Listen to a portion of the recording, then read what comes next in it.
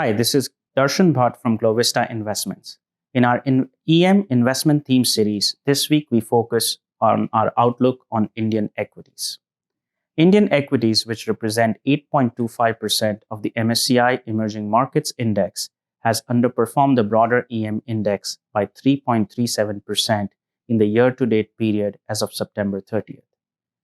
Similar to other markets around the world, the intra-market performance within India has been uneven, with Reliance Industries, IT, pharma, and consumer sector stocks strongly outperforming, whereas banking, infrastructure, and consumer discretionary stocks underperforming considerably.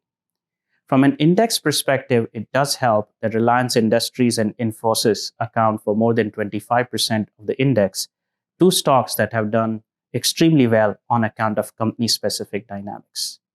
As we look ahead to the next few months, we believe the Indian market should do well both on an absolute and relative basis, as number one, the world has learned to live with the virus, and the Indian government has been opening up the economic activity, starting with the rural and the semi-urban areas and extending it to some activities in the urban sectors. Moreover, in the monsoon season, we have witnessed a rainfall that is 9% above average that should further lend support to pent-up demand from the rural sector. Number two, the Indian banking sector, which had been dealing with the problem of non-performing assets prior to 2020, has benefited from the tough stance it has embraced prior to the pandemic by number one, raising its credit standards, number two, increasing credit reserves, and number three, focusing on recoveries. Lastly, from a valuation perspective, Indian equities trade at 18.3 times 2021 earnings, which translates to about 38% premium to emerging market equities and 10% discount to S&P 500.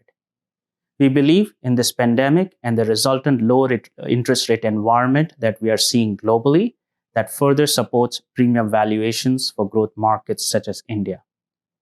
In terms of risks to our outlook, we are focusing on the upcoming earnings season and also COVID-19 related developments out of India. With fiscal deficit above 6% of GDP, the Indian government does not have many degrees of freedom in terms of providing further fiscal stimulus and support to the growth. Thank you for listening, and do let us know if you have any investment questions.